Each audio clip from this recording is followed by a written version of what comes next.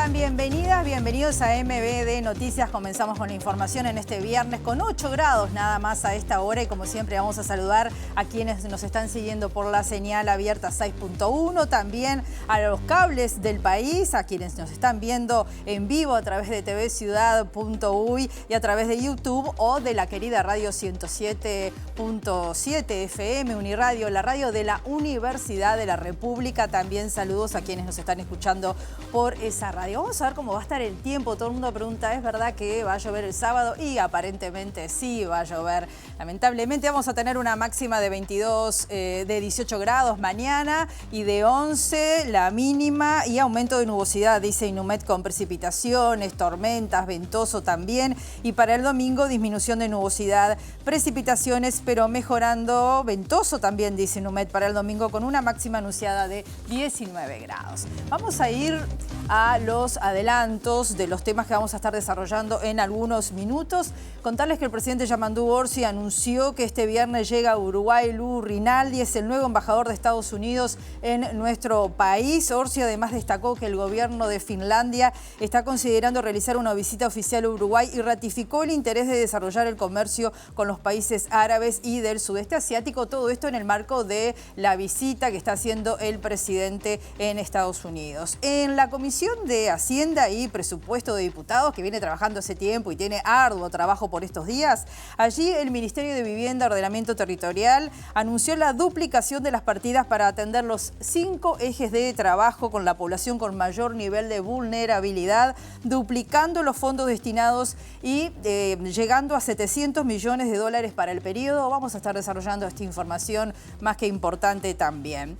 Los clubes de la Asociación Uruguaya de Fútbol aprobaron ayer el inicio del proceso de licitación de los derechos de televisión del fútbol uruguayo, este tema que está dando tanto que hablar. Bueno, la propuesta de la AUF establece una base anual de 46 millones de dólares. Vamos a desarrollar y ver cuáles son las primeras repercusiones que hay sobre esta noticia. Se inauguró ayer la hermosa Feria del Libro Internacional de Montevideo, la número 47, y la directora del Departamento de Cultura de la Intendencia, Débora Quirin, dijo que lo más importante es reivindicar a la literatura como un acontecimiento. Muchísima gente se acercó anoche, están invitados hasta el 12 de octubre a visitar allí en la sede de la Intendencia esta Feria Internacional del Libro que tiene a Italia como país invitado.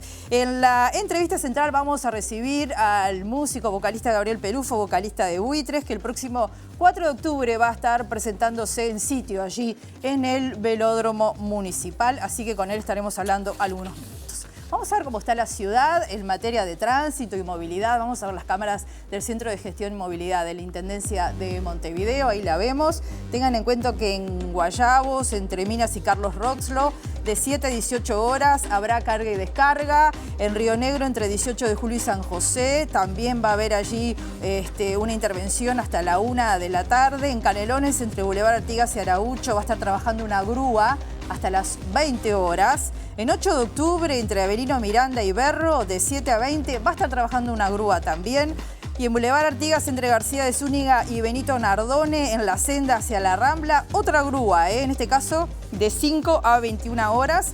Y acá, cerquita en Colonia, entre Roxlo y Ejido, hasta el 26 de septiembre, o sea, hasta hoy, reparación de pavimento. Está todito cortado acá, en las inmediaciones del canal.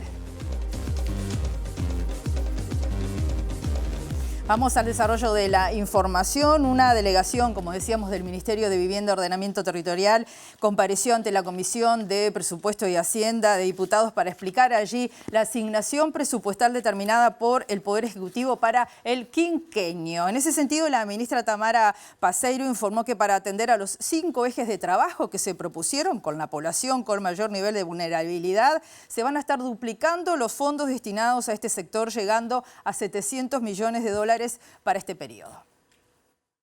Estamos hablando que para este quinquenio vamos a tener en el entorno de los 700 millones de dólares. Este presupuesto está conformado por lo que tiene que ver con el plan de mejoramiento de barrios, con lo que tiene que ver presupuestalmente con el plan Avanzar, lo que tiene que ver con el plan de mejoramiento de barrios y el plan nacional de relocalizaciones. Todos integran la DINISU. Y a su vez vamos a recibir la partida variable del Fondo del Instituto de Colonización. Todo esto, más los préstamos de los organismos multilaterales, hacen esos 700 millones. Para tener una idea, en el quinquenio pasado fueron 355 millones lo que se intervino en esta población. Ahora estamos hablando que estamos duplicando y estamos cumpliendo con la meta del gobierno de atender a la población que más necesita. ¿En qué año se va a llegar a esos 700 millones? 700 millones son para el quinquenio. Durante el quinquenio, porque justamente era uno de los cuestionamientos que hacía la oposición, que el presupuesto era menor, decían ellos, a estos 350 millones y que no se iba a poder cumplir con las metas. Como decía, el quinquenio pasado invirtió a través de los programas que ya mencioné, 355 millones de dólares y ahora estamos hablando de una inversión de más de 700 millones de dólares. Ministra, hay una realidad de varias familias que son familias que no tienen capacidad de ahorro, pero sí para pagar un alquiler. En este periodo, ¿están contempladas ese tipo de familias también? Sí, por supuesto. Como lo manifestamos a través justamente de este programa de Primera Vivienda, se va a apoyar justamente a esas familias con compra de vivienda en el mercado, con alquiler con opción a compra, con alquiler social y las distintas herramientas que ya hemos descrito y que se encuentran en el plan quinquenal para quien quiera tener más el detalle y profundidad. Y enseguida hubo repercusiones por parte de la oposición. Por ejemplo, el diputado Juan Pablo Delgado, del Partido Nacional, que además es expresidente de MEVIR, dijo que este presupuesto es muy similar al del gobierno anterior. Lo que estamos discutiendo hoy en el Parlamento, lo que entró formalmente en la ley de presupuesto, no tiene ese aumento. El aumento no llega al 2% del total, recién va a equiparar la línea base del gobierno del 2024 en el 2029, según la ley presupuestal que está presentada. Si después, como sé que la ministra dijo, tiene unas aspiraciones, condición de cuentas o presupuestos extrapartidos presupuestales, es a futuro. Hoy lo que se discute y lo que está presentado es lo siguiente. Es un presupuesto similar al anterior, simplemente hay un artículo que es un aumento de 900 millones de pesos, que son más o menos unos 22 millones de dólares, para justamente la política de precariedad dispersa para asentamientos. Pero eso es menos de un 2% en el presupuesto global, para que tengamos una idea. Acá lo que me preocupa no es tanto la parte de austeridad económica que pueda tener, me preocupa mucho más la austeridad de ideas que hay acá en el articulado. Creo que se perdió una oportunidad de incorporar nuevas herramientas, sobre todas las cosas, de fortalecer el sistema público de vivienda. Y bueno, creo que si tienen aspiraciones a reforzar el presupuesto en un futuro, bienvenido sea, siempre es bueno que se puedan hacer más soluciones habitacionales, más viviendas, llegar más al interior del país, pero lo que hoy discutimos es lo que está presentado y lo que está documentado y es lo que se va a votar en el Parlamento en las próximas semanas.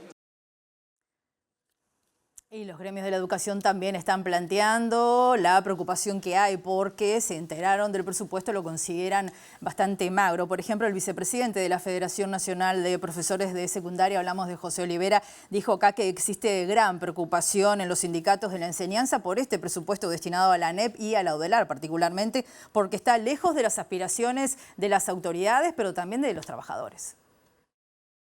Esa foto podría implicar no solamente no el cumplimiento del compromiso electoral de alcanzar el 6% del PBI más el 1% para investigación e innovación en este periodo, y esto es textual del programa de gobierno. No dice para dentro de 15 años, dice entre el 2025 y el 2030, textual lo que dice el programa que se plebiscitó ante la ciudadanía, ¿sí? Es decir, que no se va en esa dirección, sino que incluso se puede dar la situación de que la participación del área programática de educación, que contempla todos los organismos vinculados a la educación con respecto al PBI, donde el gobierno proyecta un crecimiento, tenga una participación menor a la que tiene en este 2025. El dirigente sindical reclamó que ninguno de los gobiernos desde la salida democrática ha cumplido con la promesa de priorizar el presupuesto de la enseñanza. El piso del cual se parte, la diferencia del cual se parte es muy grande. Fíjese que en el caso de la ANEP, si yo tomo solamente lo que la ANEP pidió, el Poder Ejecutivo acompaña un 25%. En el caso de la Universidad de la República acompaña un 10% de lo que esta pidió. Y algo similar se da con la UTEC.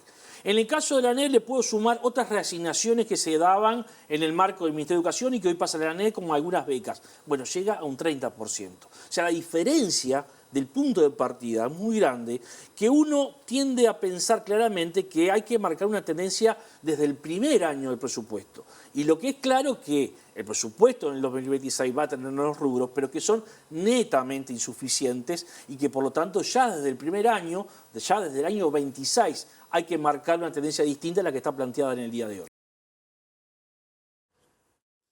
Bien, y seguimos con temas gremiales porque el PIT-CNT se reunió ayer, concretamente su mesa representativa, y en ese ámbito decidieron convocar a un paro parcial nacional con movilización. Esto es en solidaridad con los sindicatos en conflicto, en defensa de los derechos laborales y para reclamar cambios en el presupuesto nacional. La medida se va a llevar a cabo entre el 20 y el 30 de octubre, en una fecha que va a estar definiendo el secretariado ejecutivo de la Central Obrera. El secretario de organización del PIT-CNT y secretario general de la Federación de Trabajadores de la Industria Láctea, hablamos de Enrique Méndez, reclamó un presupuesto que mire hacia una estrategia nacional de desarrollo que grave al gran capital y que contemple propuestas concretas como la priorización de la educación, la vivienda, la Universidad de la República y el desarrollo industrial en el interior profundo del país, dijo. El dirigente sindical informó también que la central se va a estar movilizando en Montevideo y el área metropolitana, mientras que en el interior del país las acciones van a estar organizadas por los plenarios departamentales. Seguimos en el ámbito gremial porque el presidente de la Federación Uruguaya de Empleados de Comercio y Servicios, Fabio Riverón, señaló que la negociación salarial en su sector viene bastante más lenta de lo esperado. Dijo que destacó que los lineamientos de gobierno están bastante más lejos de lo que se había conversado y que implicarían un crecimiento real del salario del 4%, lo que está muy lejos de las aspiraciones. Vienen avanzando, más lento de lo que pensábamos, pero vienen avanzando en realidad. Sobre todo nos está costando ponernos de acuerdo en realidad con cuál sería el porcentaje de crecimiento real del salario, asumiendo que los propios lineamientos ya nos dejan lejos de un primer cometido que desde el PIT-CNT habíamos planteado, que era aquello de que si el país crecía, nuestro salario creciera al mismo ritmo. Bueno, los lineamientos nos plantean que en el mejor de los casos va a crecer un 4 y el país seguramente en estos 2 años esté creciendo un poquito más de eso. Ese primer elemento nos preocupa en realidad si después no queda plasmado en la ronda salarial. Y nos preocupa también el poco avance que hemos tenido con algunos temas centrales que de la Federación hemos puesto arriba de la mesa, como el tema de la salud mental en realidad, donde estamos recibiendo como respuesta el compromiso del cumplimiento de la ley. Nosotros creemos que hay que poner un poco más de iniciativa en realidad, tratar de avanzar, tratando de generar como cierto soporte en realidad a las compañeras y compañeros que necesiten atención médica de estas características, no planteándole en realidad que esa atención tiene que ir en desmedro de la pérdida salarial. Otros temas, el presidente de la República adelantó desde Nueva York que este viernes va a llegar a Montevideo el nuevo embajador de Estados Unidos. Estamos hablando de Lu Rinaldi, con quien se entrevistó personalmente junto al embajador de Uruguay, Daniel Castillos. En diálogo con Canal 5, el presidente destacó que existe interés de entidades empresariales de Estados Unidos en concretar en breve la visita de una misión de negocios acá a Uruguay, lo que a su juicio son señales que muestran que el país está a puertas abiertas. En las reuniones que tenemos, lo que intentamos y lo que hicimos fue mostrar equipo que está dispuesto a escuchar cosas. Lo último fue hoy, gente interesada en temas marítimos y de ambiente, bueno, se pusieron a conversar con el ministro y ya acordaron algún tipo de encuentro. Con respecto al nivel empresarial, por supuesto, muchos empresarios se acercaron al ministro de Economía para ver qué podíamos seguir haciendo. Y lo otro es que algunos ámbitos que generan esos encuentros nos plantean que podamos volver ya con empresarios uruguayos a tener algún tipo de intercambio. Ese tipo de señales te muestran puertas abiertas. Veremos hasta dónde llegamos y bueno, y también aprovechamos para poner en contacto a lo que es el embajador uruguayo en Estados Unidos y al nuevo embajador norteamericano que va a ir a Uruguay mañana. También tuvimos la oportunidad de generar los vínculos de conocimiento y de acercamiento. Yo creo que por un lado está lo que se escribe y los acuerdos y por otro lado está el conocimiento personal, que eso también hay que aprovecharlo. En otro orden, Orsi destacó que el gobierno de Finlandia está considerando realizar una visita oficial a Uruguay con una delegación de empresarios. Ratificó además el interés en desarrollar el comercio con los países árabes y del sudeste asiático. Y los países del Golfo son países que a nosotros nos interesan y mucho. por el potencial que tienen y la necesidad que tienen de comprar productos. Hace tiempo que venimos profundizando las relaciones con Arabia Saudita y Emiratos Árabes, también Indonesia, Malasia, ahí ya nos corremos ya al sudeste asiático, ¿no? Pero esa es una zona del mundo que tiene mucho potencial y Uruguay todavía no llegó a su techo en ese intercambio. Por otro lado, en las reuniones estas puntuales, hoy me cuenta el canciller que el gobierno de Finlandia ya está considerando una visita a Uruguay de gobierno y también con empresarios, y eso tiene que ver con lo que estamos haciendo con la Unión Europea y con las señales que Europa nos está dando. Y en este marco, la Organización de Estados Iberoamericanos anunció la creación del premio José Pepe Mujica, que va a reconocer los esfuerzos por la unidad y la democracia en la región. Así lo destacó el secretario general de esta organización, el español Mario Jabonero, en el marco del conversatorio que se denominó Democracia Siempre, que rindió homenaje a Mujica. Cobra especial importancia aquello que José Pepe Mujica nos enseñó. La integración es más que un acuerdo político o económico, es un proyecto profundamente humano y ético. Con su ejemplo mostró que las relaciones internacionales deben fundarse en la coherencia, la sencillez y la solidaridad. Para él la educación y la cultura eran herramientas esenciales de transformación social y de construcción de una región más justa y feliz. Recordamos a Pepe Mujica como un símbolo de unidad iberoamericana. Un líder que supo hablar de esperanza y unidad, con lenguaje, como decía antes, sencillo y humano. En nombre del foro Iniciativa Mujica, me complace y tengo el honor de anunciar la creación del premio José Pepe Mujica, destinado a reconocer los esfuerzos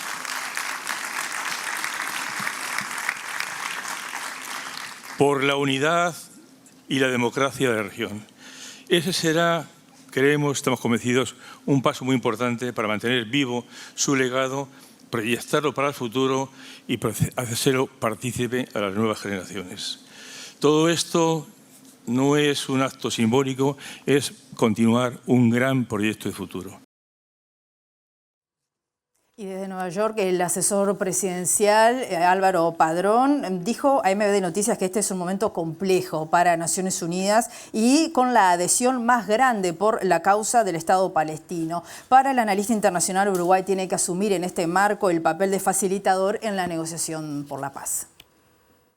El lunes hubo una conferencia muy importante para el reconocimiento del Estado de Palestina, la visión de los dos estados. Es la primera vez que se llega a un número tan alto de adhesiones. 157 países acompañan esta decisión, esta iniciativa. Esto nunca había ocurrido con ese tamaño y sobre todo con el peso. Por eso también van a ver al primer ministro de Israel muy enojado con esta situación, incluso ya poniendo insultos, una actitud amenazante. En fin, en ese sentido hay un avance muy importante desde el punto de vista político, pero todos estamos poniendo la atención en la necesidad de que pare la masacre, que de alguna manera tengamos un alto al fuego.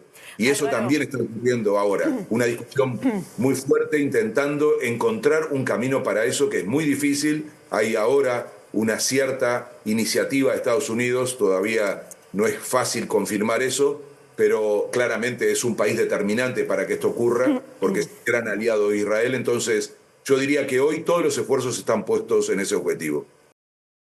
Cambiamos de tema. El ministro de Turismo, Pablo Menoni, anunció que Uruguay sorprende. Va a ser el nuevo eslogan para el turismo en nuestro país. Queda atrás el famoso y viejo Uruguay Natural, ¿se acuerdan? Bueno, en el marco de la actividad Uruguay Destino Turístico 2026, Estrategias para el Éxito, organizado por ADM, el ministro Menoni detalló algunas medidas que se van a desplegar para captar turistas de Argentina y Brasil.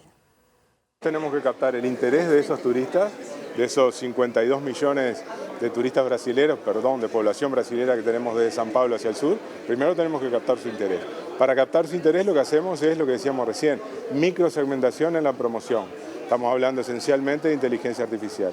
Una vez que captamos ese interés tenemos que traerlo. Y ahí estamos hablando de conectividad aérea. Conectividad aérea que vamos a incentivar a través de uno de los artículos de la ley de presupuesto que decíamos recién. Eso se llama en términos económicos cash rebate, o sea, una devolución de efectivo que en parte lo hace el Estado y en parte igual lo va a hacer los administradores de los aeropuertos. A partir de el incremento de venta de pasajes de cada una de esas compañías, va a haber una devolución por cada pasaje a extranjero vendido. Es decir, si una compañía vendió X pasajes, a partir del X más 1 nosotros vamos a hacer la devolución de efectivo. A partir de que empezamos a hablar del cash rebate, a partir de que empezamos a hablar de todas esas herramientas, ya hemos tenido resultados. Por ejemplo, hay una compañía aérea que anunció, como decíamos recién, una ruta Porto Alegre-Punta del Este, otra ruta San Pablo-Punta del Este y otra ruta Córdoba-Punta del Este, justamente los destinos que nosotros estábamos mencionando recién. El ministro de Turismo se refirió a la coordinación departamental y anunció que cambiará el eslogan Uruguay Natural. Nosotros tenemos una política de Estado que ha trascendido a las administraciones en turismo. Después tenemos los ámbitos, por supuesto, de sinergia público-público. Nosotros tenemos un ámbito donde convocamos periódicamente a todos los directores de turismo de los departamentos y ahí conversamos, planificamos la estrategia turística no solo a nivel nacional, sino a nivel departamental también. ¿Cuál es el eslogan ahora de Uruguay? ¿Sigue siendo Uruguay Natural también? Uruguay sorprende. Y en ese mismo almuerzo habló el intendente de Montevideo, Mario Vergara, y dijo que revalorizar la ciudad vieja como casco histórico es una de las medidas que va a estar anunciando en poco. El jefe comunal dijo que la intendencia elaboró ya un plan con una lógica de participación y descentralización y que cada municipio va a tener su propio plan turístico. Porque cada zona, cada barrio tiene sus peculiaridades y su oferta turística. Y eso también se realizó con diálogo, con interacción, con negociación, con participación. Vergara anunció que va a continuar la gestión de turismo inteligente, procurando mayor accesibilidad y sustentabilidad. Habló además del rol de Montevideo en el turismo social. Porque todas y todos tenemos derecho a hacer turismo. Tenemos derecho al ocio, tenemos derecho al entretenimiento, tenemos derecho al descanso. Y sabemos que muchos compatriotas no estarían pudiendo llevar adelante, implementar, disfrutar de esos derechos si no hubiera política específica de turismo social. Al terminar su discurso, el intendente de Montevideo sostuvo que en esta administración se buscará revalorizar la ciudad vieja. Vamos a estar trabajando desde la intendencia en estos tiempos para que la ciudad vieja pueda mostrarse como un casco histórico interesante. Tenemos toda la base para hacerlo, tenemos la vocación histórica y cultural suficiente como para que la ciudad vieja se transforme también en un atractivo turístico mucho más potente de lo que es. La Intendencia de Montevideo cuenta desde hace pocos días con un centro de referencia LGBTIQ+, que busca dar a conocer acciones de promoción, defensa, protección de los derechos de esta comunidad. Está ubicado en el barrio Sur y también cumple el rol de ser un centro de referencia comunitario.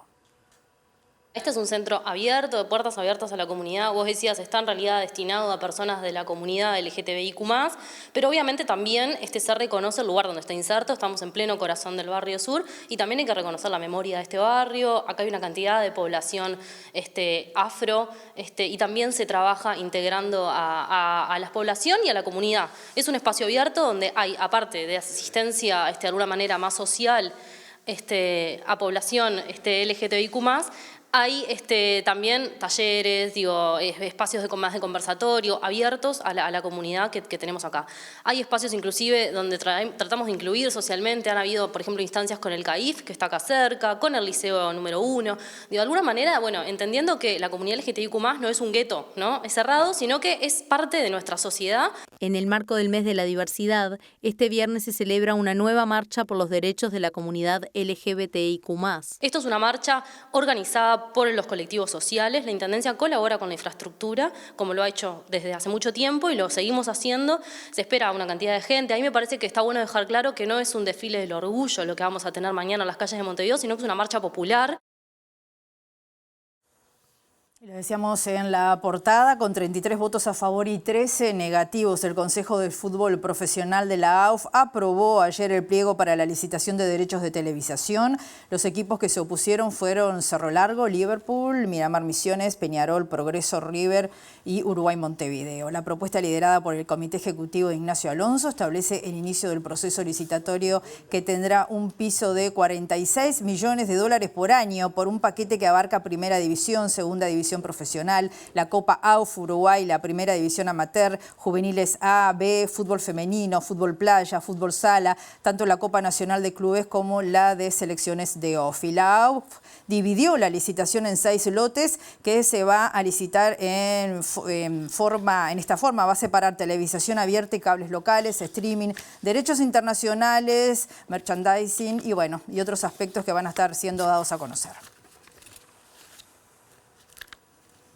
Ya habrá repercusiones de todo esto, obviamente. Hacemos la pausa. Al regreso vamos a estar recibiendo a Gabriel Pelufo, vocalista de Buitres, que se presentan el próximo sábado 4 de octubre en Sitio, en el Velódromo.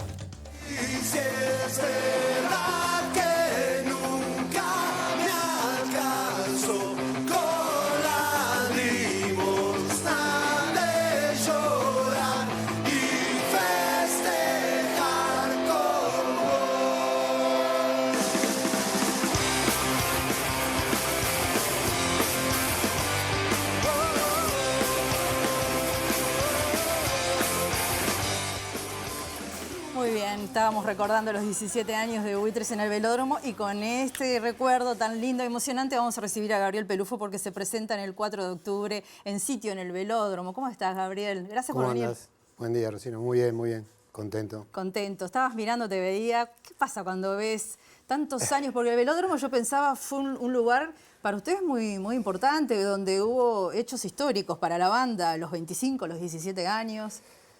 Sí. Bueno, ese show es el de los 17 años, si no me equivoco. Y justamente en abril del año que viene se cumplen 20 años de ese show. Ahí va. Así que algo habrá que hacer.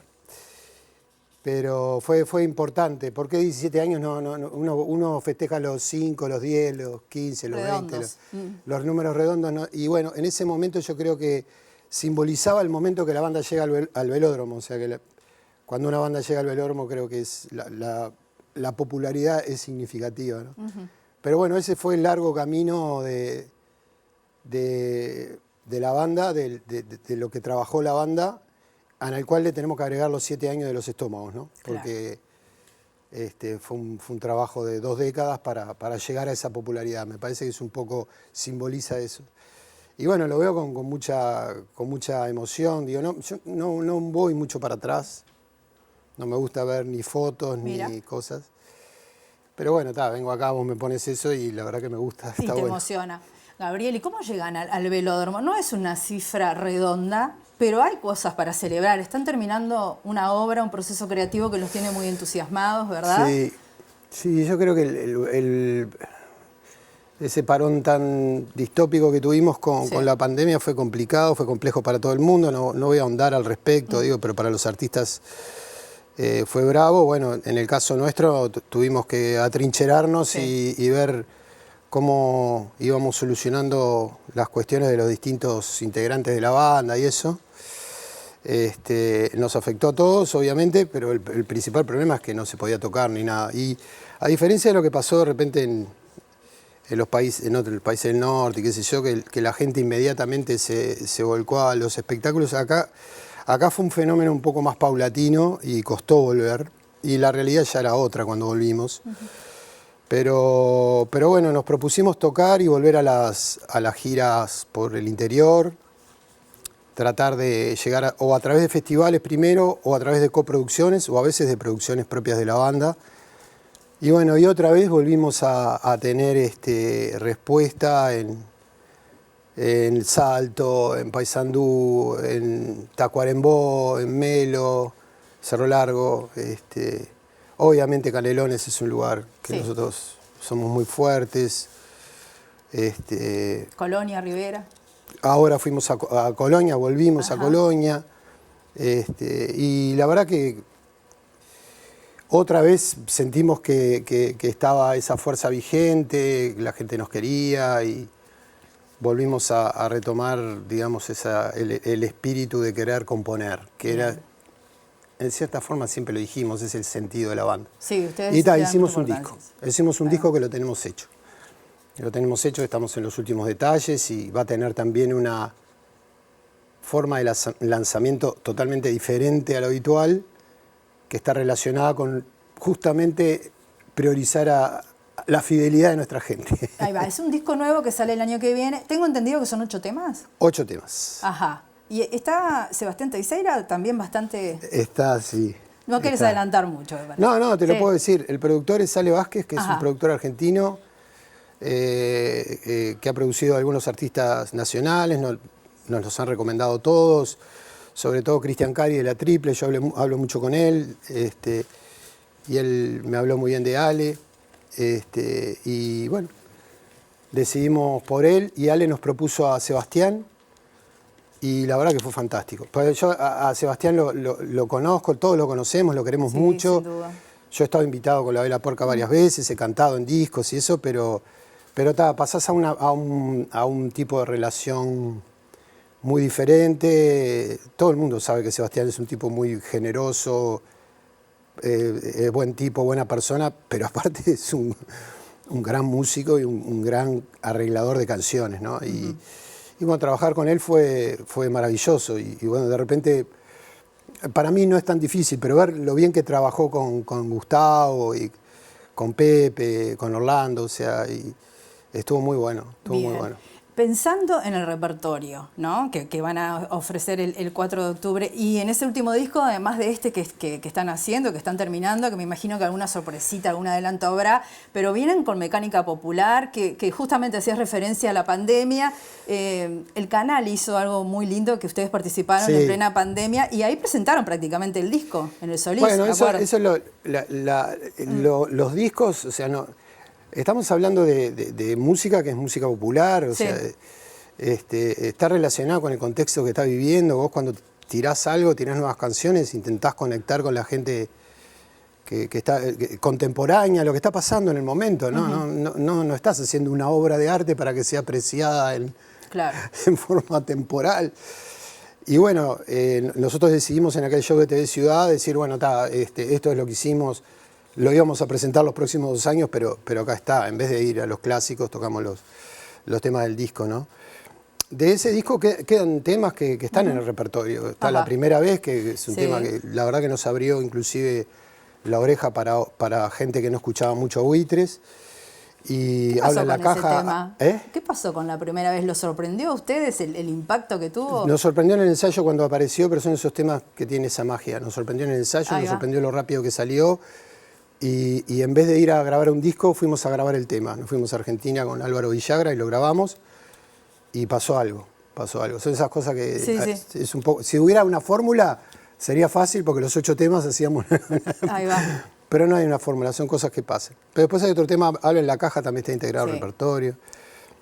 Y bueno, pero el periodo pasó, ya son 6 años y ahora queremos tocar los temas nuevos. Lo que hicimos esta vez fue controlar la ansiedad, trabajar bien el disco, estamos ahora, o sea, remezclamos, ahora estamos remasterizando, pero ya está listo. Y vamos a tocar un tema nuevo en el show y tengo pensado dedicarle el menos tiempo posible a hablar, pero sí 30 segundos, 1 minuto para explicar de qué se va a tratar el disco y toda la historia. Y aparte tengo que decirle el nombre del disco a mis compañeros que no lo saben. Sí, yo sé que no lo estás diciendo. No, yo lo sé. Vos lo sabés, pero no lo querés decir. Ellos no lo saben. ¿Pero por qué hay tanto misterio con el disco nuevo? Porque vos decís, es totalmente diferente a los anteriores. Bueno, ya te vas a enterar. Bueno, no querés decir. Bueno, vamos al repertorio, además, entonces va a haber... El repertorio, ¿cómo se arma? Y los clásicos los tenés que tocar. Después volvemos para atrás, por suerte tenemos muchos temas. Volvemos para atrás a buscar algunas cositas que la gente le gustan, pero no las tocamos mucho. Mirá, nos ha pasado históricamente con Yo no voy a morir, que no lo tocamos nunca, y lo tocamos por primera vez en ese show del Velódromo que dijiste, porque era el tema que la gente pidió y lo cantaron 15.000 personas. Y nosotros ¿qué te parece? Nunca lo habíamos tocado en vivo. Después pasó Ha pasado también con La Oportunidad, que es un tema que está entre los más populares de la banda, que es un tema que prácticamente no tocamos hasta que lo empezamos a tocar y vimos que, bueno, pero la gente le gusta y la gente lo canta. Y bueno, hay 2 o 3 temitas más que ahora tenés ahí algunos datos estadísticos que te dicen cuánta gente escucha los temas y eso. Vas a buscar alguna perlita en el fondo, pero lo más interesante del repertorio es el camino que haces, ¿no? ¿Los vuelve ahora a ubicar a este nuevo disco, volviendo al disco, en un escenario de composición, que es lo que tú insistís mucho en eso, y la banda, ¿no? ¿Les preocupa? Es como una obsesión que tienen en trabajar, en componer. Sí, a mí me preocupa particularmente. El núcleo compositivo somos Gustavo, el Pepe y yo. Desde el disco anterior se sumó Orlando, que hizo un tema de él, que lo pusimos en el disco, y ahora hicimos un tema Orlando y yo. Orlando Fernández, el bajista. ¿Cómo no? A mí me preocupa, sí, sustancialmente la composición. Me parece que es un poco el sentido de seguir mostrar cosas nuevas. Respeto que también la composición tenga estos lapsos tan extendidos, pero me parece un poco el sentido es ese, ¿viste? Nos mantenemos, sí, tocando, sí, pero también componiendo. Yo creo que quedamos muy entusiasmados de esto, digo, no creo que pase otros 5 años para hacer un disco. Digo, es probable, me parece que quedamos con suficiente ánimo como para de repente empezar a componer el año que viene y sacar algo en 2027. Así bien, que... no les pesa eso de que pasen muchos años sin salir algo. Pero no, en realidad no tenemos la necesidad. No tiene la necesidad, claro. Si vos te pones a ver, yo lo que estoy viendo en muchas bandas longevas como nosotros, sobre todo las que hacen circuitos, ¿no? Que no estoy hablando de bandas nacionales, estoy hablando de bandas, inclusive ponerle a las bandas argentinas, todos van y tocan en una especie de molde del mismo repertorio, la vas a ver a 3 lugares distintos, están tocando lo mismo. Digo, nosotros podríamos hacer eso, podríamos hacer un set, repetirlo y son el set de hits, ahora sí lo tocás. A mí esa no es nuestra idea mucho, tratamos de hacer los shows diferentes. Inclusive a veces si repetimos 3 o 4 canciones en bloque, la gente nos escribe y nos dice, ¿por qué tocan siempre esa canción junta? Pero, pero componer es necesario, digo, la obra del artista es la composición. No creo que nosotros nos podamos quedar un tiempo tocando exactamente lo mismo, digo, ya sería como que ya no tendría mucha gracia. Bueno, me están diciendo que tenemos que cerrar. Vamos a repetir. Entonces, el sábado 4 de octubre a las 20, porque hay que ser medio puntual. A las 20 abren las puertas. A las 20 abren. A las 21 toca la banda. Es un show largo. Vamos a hacer una pequeña pausa de 10 minutos. Bien. Pasada la mitad. Van a haber temas clásicos, van a haber temas históricos que están en los discos y no tocamos habitualmente. Y va a haber un tema nuevo del disco que tiene nombre, pero que no voy a decir. Bueno, capaz que ahí lo decís en el concierto. Puede ser, quedan unos días. Bueno, pensalo. Gabriel, gracias, un gusto tenerte. Por favor, gracias a ti. Bueno, nosotros vamos con Abril, que está en la calle, creo que con un tema sindical importante. Adelante, Abril.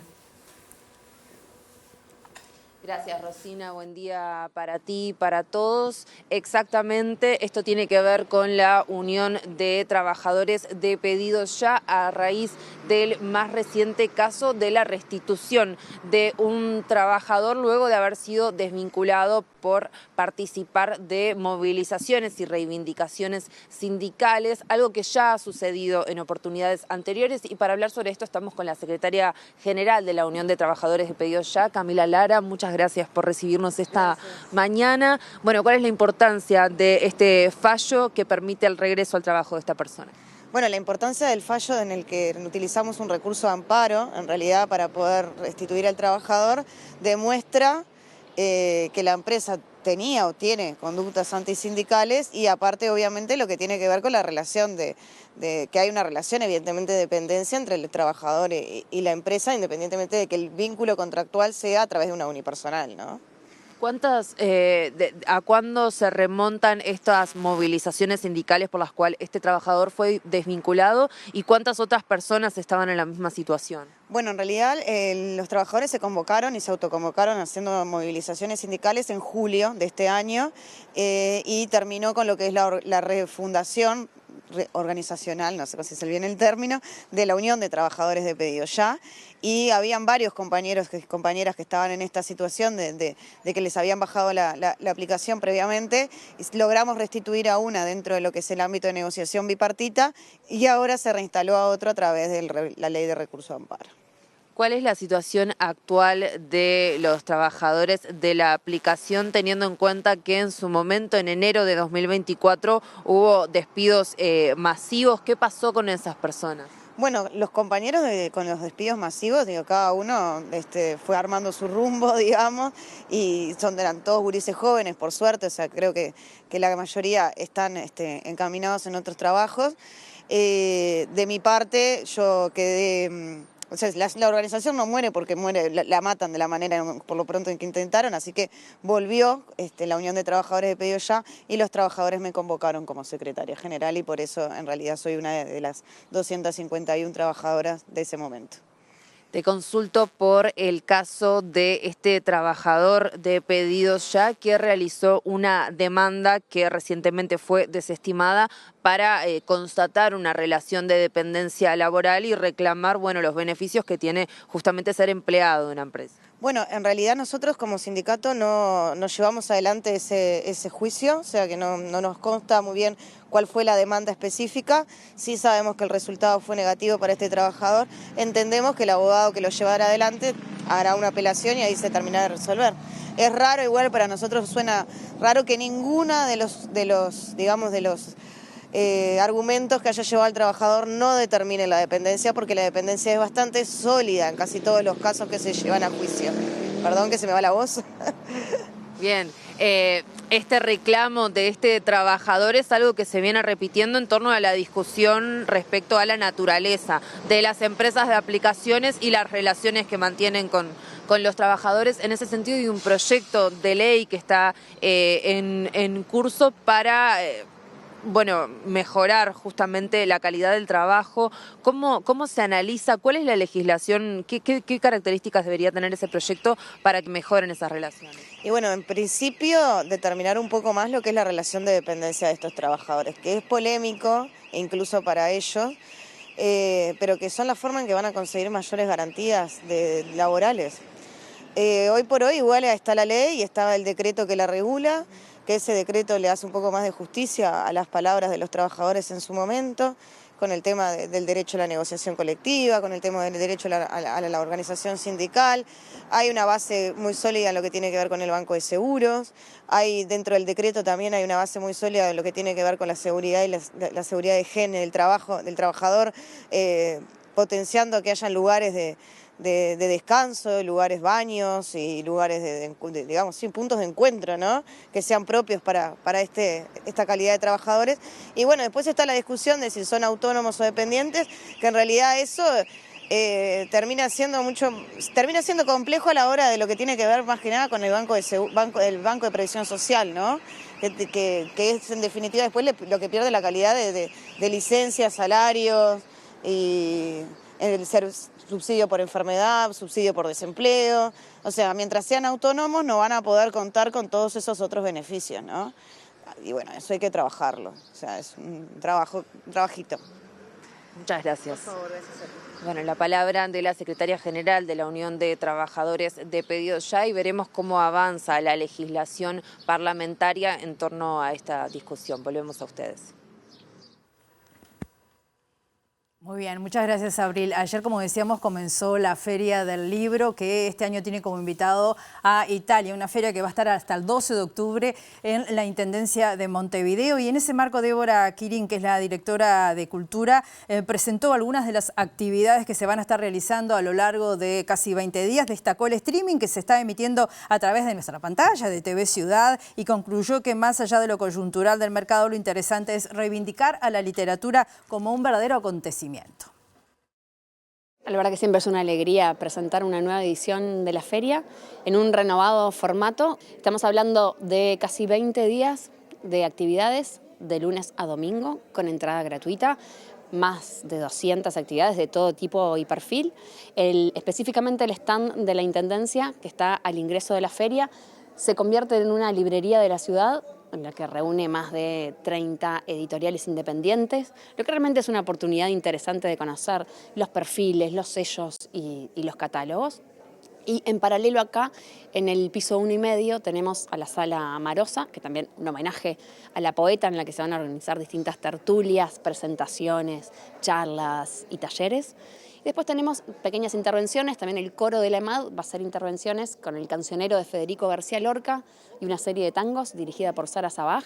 La Comedia Nacional, homenajeando a 150 años del nacimiento de Florencio Sánchez, va a hacer unas intervenciones de títulos icónicos de Florencio como La Tigra, Barranco Abajo y En Familia. Y tenemos justamente en TV Ciudad, por el streaming de 15 a 16, el streaming de la Feria Internacional del Libro, que es muy interesante porque de lo que se trata ahí es este encuentro de hablar, plantear una conversación entre todo lo que genera la feria, porque más allá de lo coyuntural del mercado y de la agenda, lo interesante es esto, es reivindicar a la literatura como un acontecimiento. Bien, y Italia, como habíamos dicho, la República de Italia es el país invitado en esta edición de la Feria Internacional del Libro de Montevideo, y las autoridades diplomáticas ayer de Italia anunciaron la presencia justamente en la feria de diversos representantes culturales y destacaron la importancia del intercambio cultural que se va a generar a partir de hoy entre Uruguay e Italia. Tenemos un poco de todo, todas las artes representadas, antes que nada 3 autores de literatura, que son Francesca Cavallo, Francesco Spiedo y Andrea Frediani, que si no les conocen les invitamos a venir al stand a conocerles. Tenemos a Gianluca Barbadori, que es un director de teatro muy famoso y hace una conferencia sobre Pasolini. Y luego, bueno, tenemos al más famoso, digamos, Pinocchio, el más famoso juguete títere para los niños, amado en Italia y amado en todo el mundo, que va a tener una muestra dedicada acá en el stand desde mañana, así que les invitamos a venir a visitar también esta. ¿Qué importancia tiene este tipo de eventos en lo que es el intercambio cultural entre naciones? Tiene una importancia enorme y esperamos de verdad que con este evento y todos los demás, que gracias a la labor del Instituto de Cultura, obviamente de la Embajada, pero también de todo el sistema Italia, podamos así hacer conocer a nuestro hermoso país a toda la gente de Uruguay.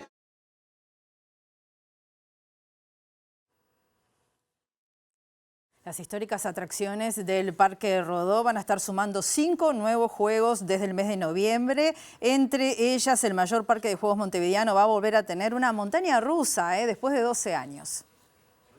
El Parque Rodó adquiere la denominación que todos conocemos a partir de 1917, como homenaje al pensador y hombre de letras uruguayo José Enrique Rodó. Pero el primer nombre que recibió este espacio inaugurado en 1901 fue Parque Urbano. Desde ese momento fueron creciendo las plantaciones de árboles, se construyó el característico lago artificial y se levantó el tradicional castillo, pero fue recién a partir de la década del 50 que comenzaron a instalarse las primeras atracciones mecánicas. La rueda gigante, ya desaparecida, y las clásicas calecitas fueron las primeras atracciones, a las que se agregaron el vertiginoso látigo, el tren fantasma y los autos chocadores. Según consta en un pedido de informes realizado por el edil colorado Federico Paganini, la atracción mecánica más antigua en funcionamiento en el Parque Rodó, desde su instalación, son los autos chocadores, auto-scooters, que están en funcionamiento desde el año 1961. Pero oficialmente el Gusano Loco le saca unos años de ventaja. Construido en 1954 por Guido y Alviero Tafani, dueños de talleres Argerich, tuvo una reciente reforma en el año 2017 y es la fecha que registra la Intendencia. Entre los juegos que se mantienen en actividad, el circuito Monza, ubicado en el predio próximo a Boulevard Artigas,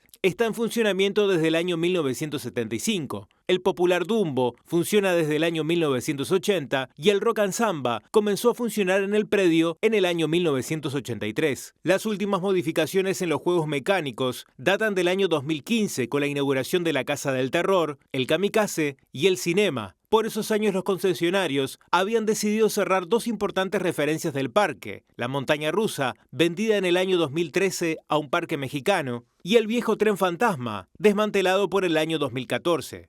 Para este 2025 serán 5 las atracciones que empezarán a funcionar desde el mes de noviembre. Sus nombres serán La Torre, UFO, Saltamontes, Spin y una nueva montaña rusa.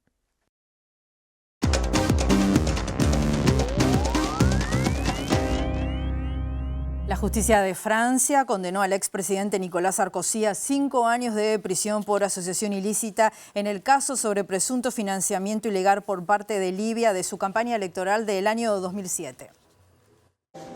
Je suis innocent. En un nuevo revés judicial, un tribunal de París declaró culpable al expresidente francés Nicolás Sarkozy de asociación criminal en el caso de financiación ilegal de su campaña de 2007 con fondos aportados por el fallecido líder libio Muammar al-Gaddafi y lo sentenció a una pena de prisión de 5 años, aunque lo absolvió de otras 3 acusaciones.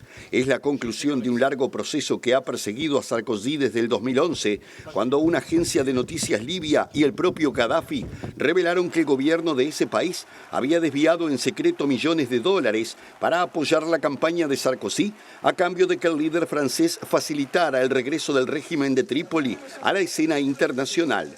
En una inesperada decisión, el tribunal a cargo de la jueza Nathalie Gabarino determinó que Sarkozy tendrá que permanecer encarcelado incluso durante un eventual proceso de apelación.